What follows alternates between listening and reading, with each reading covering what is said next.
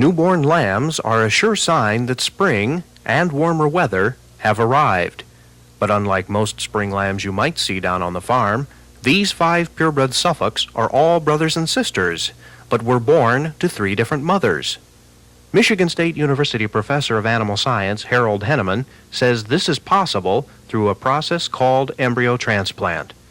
The transplanting of fertile eggs is a common practice in the beef cattle industry, where the goal is to produce high-quality purebreds with greater reliability.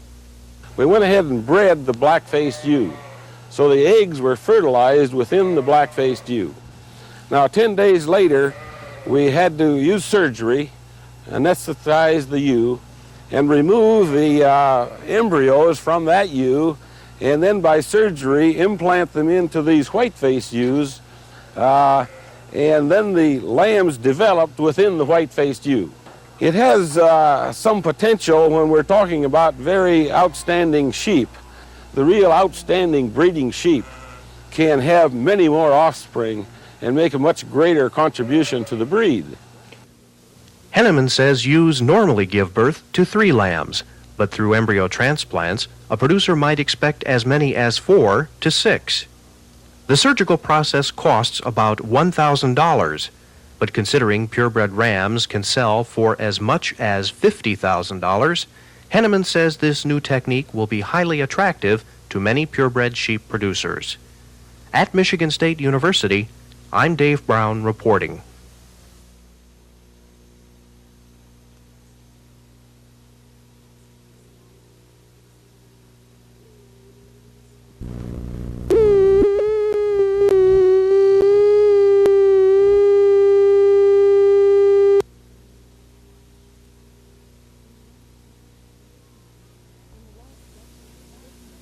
In the last decade, tuition at Michigan's public and private colleges has increased nearly 98%, and the National Center for Education Statistics predicts declining enrollments as fewer families will be able to afford the rising costs of higher education. But in Michigan, educators have found a way to expose young adults to college opportunities inexpensively through 4-H Exploration Days. Each June, nearly 5,000 young people participate in the 3-day event at Michigan State University. Participants choose from more than 175 classes taught by MSU staff and volunteers. Classes range from fashion design to animal science and building computers.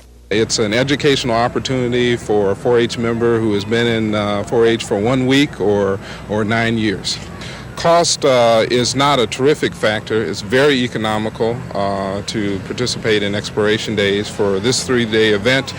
This year it's costing participants around $30. But when you think about the kind of experience here, the take-home value of some of the educational opportunities, it's well worth the money. I think a large number, I would say maybe 50 to 60% of the both 4-H members, parents, and volunteer leaders who return. And one of the beautiful dimensions of Exploration Days is that you can come each year and have a different experience. It's an opportunity for young people to get an idea of what college life is like. And I think at that time many of our 4-H members make a decision in terms of whether they would like to live in a resident hall, like to go to college someday. I would say one of the stronger recruiting devices for Michigan State University is Exploration Days. Though participants can't earn a degree at Exploration Days, they do get a taste of college life. For many, the experience is an unforgettable one that inspires them to pursue a career or further their education. For Michigan State University, this is Jane Marsh.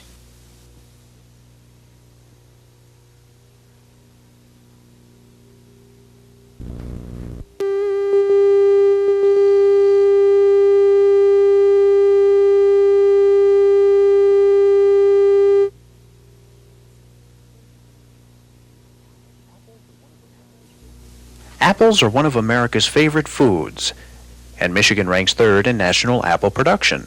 But according to Agricultural Experiment Station researcher David Dilley, most apple producers have trouble determining proper harvest time. Some will cut the apple and look at the seeds. Some will wait for a particular amount of red color. Some will wait until the flavor is already developed. Some will harvest depending upon the price of the apples. If the price is good enough, they'll harvest fairly green apples. Dilly and his research associates have developed a small, portable electronic laboratory he calls Snoopy. This device is used to detect ethylene gas, a colorless, odorless gas naturally produced by ripening apples.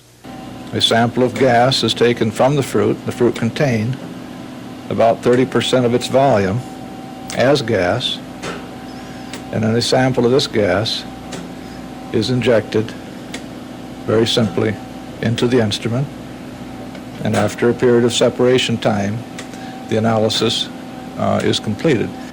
Growers can take ethylene samples from apples while still on the tree and, based on Snoopy's analysis, determine if that tree is ready for harvest.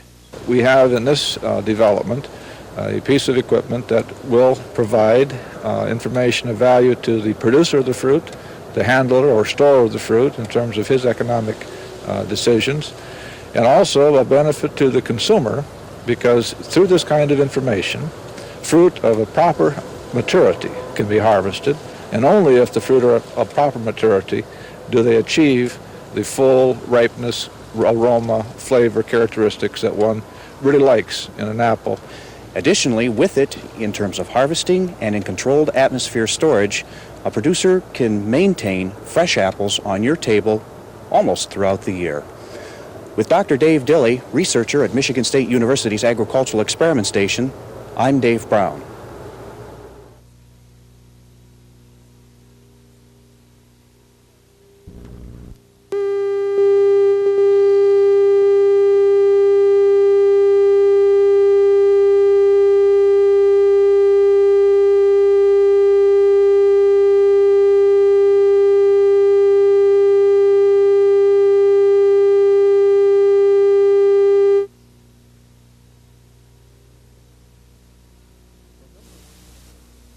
The number one concern of potato chip processors is producing a chip with the right color. After all, nobody likes to buy chips that look like this. These chips aren't overcooked. The problem is caused by using improperly stored potatoes or a variety not suited for chipping. Finding the right potato varieties and the proper storage conditions is only part of the work of Michigan State University researcher Dick Chase. He's also looking at something called specific gravity in his small-scale chip factory. Specific gravity is basically a tool or a measure which we use to determine the dry matter content of potatoes. And it's a very effective one and is a good relationship. And this is important to the processing operation for two reasons. For example, a potato which has a high dry matter content, first of all, is going to return to the processor a larger number or poundage of processed potato chips. And the other consideration is the fact that during the cooking operation, if we have that high total solids or dry matter, it'll take less time to cook them, because basically in the cooking operation, we're cooking water out of those chips. So if we have less water and higher dry matter, why, the cooking time can be shortened. And that also reflects in less absorption of the oil during the cooking operation. It's through the research work of Dick Chase and his associates that you're able to buy high-quality potato chips throughout the year. For the Agricultural Experiment Station and the Cooperative Extension Service, I'm Dave Brown.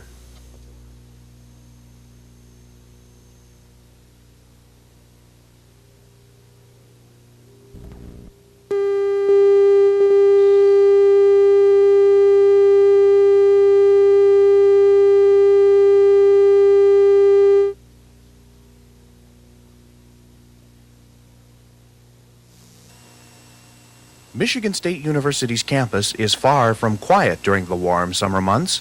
One special event attracts over 1,400 people each year. It's called College Week. The idea started over half a century ago when farm women attended Michigan State College short courses designed to help them deal with problems at home and in their communities.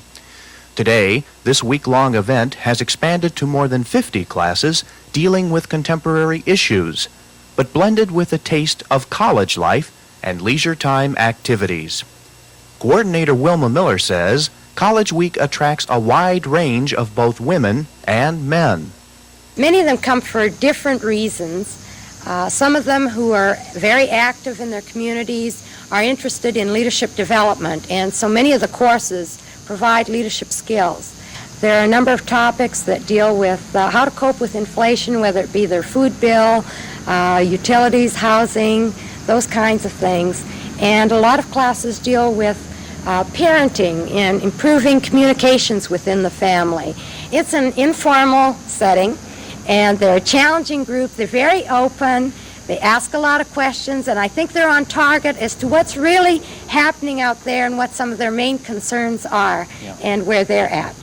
While you can't get a university degree at College Week, education is the #1 goal, but mixed in with a good dose of fun. This is Dave Brown at Michigan State University.